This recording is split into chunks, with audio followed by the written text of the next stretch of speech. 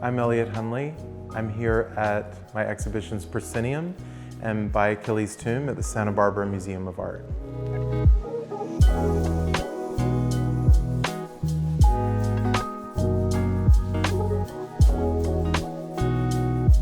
When I plan an exhibition, I always think about a sense of theatricality and I always think of scale.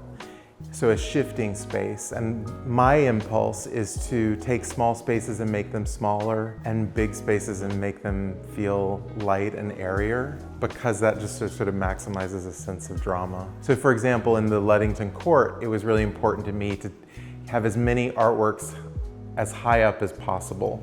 And then in this small space, to fill it with as many things as possible so there was a sense of density. The idea for this show came from knowing Elliott's work for a while and knowing him, and also knowing that he was overdue for a mid-career retrospective. What happened in the process of him coming up to the museum was an idea to do an intervention in Ludington Court. And the most casual way was walking through the space and said, "Oh, I didn't know you had a collection of Greco-Roman antiquities. Could I do something in here?" And what he didn't know is that we were thinking about ways to change the space. We shared antiquities from the collection, and he was particularly interested in objects that were small, easily overlooked, or just odd. It's always been a dream of mine to hang antique artworks in a setting with my own artworks. Use the real antiquity as an image, and then use my own artwork as the context or set dressing in this larger assemblage or theatrical display. This painting is actually a portrait of Euripides. It's after a drawing that De Chirico did of a bust of Euripides that's at the Vatican, but De Chirico made him cross-eyed, and I thought that was funny. So he's sort of the narrator of this whole space. This is Hermes. I have changed the lighting on Hermes. I heard that he looked really good in pink light from a party they had here a year ago. What's lit in pink is actually his restoration. I wanted to do a few things that accentuate how fragmented this material history is and how we make decisions in the way that we display it that contribute to the way we understand it. Looking around the galleries and seeing these pieces and seeing this installation, it makes me really happy because it looks great. The space is dynamic. The pieces are engaging. It's the kind of work that I know members of the public will stare at, get close to, try to figure out what the parts are all about. It's the kind of work that one really wants to have in galleries because it is accessible, but all of that accessibility doesn't happen all in one moment. It isn't like a piece of pop art where you get it in a second or two. You have to take your time with it. Many of my works are so detailed and layered because I want them to be overwhelming. I think that I'm making images like that because I feel overwhelmed in our contemporary reality.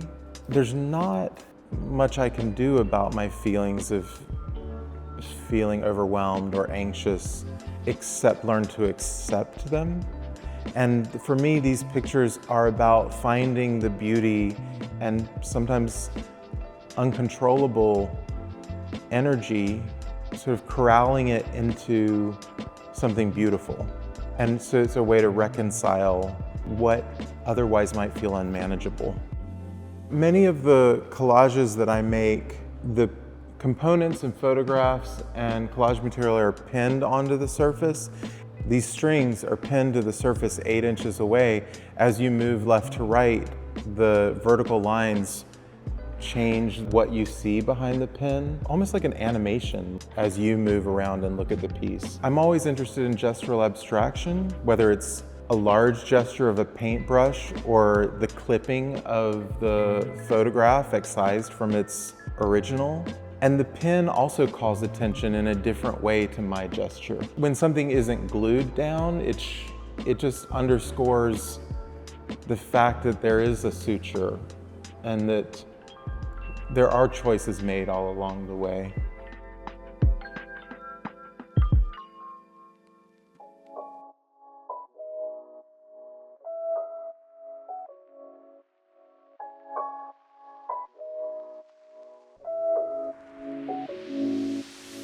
I like the idea of sculpture. You know, I'm always interested in scale, small images versus big images, but in the sculpture, it often has to do with like a shift in scale between this is more the scale of our body, and then this is a sort of a miniature scale that we project into almost like a painting. So there are often vignettes within my sculptures.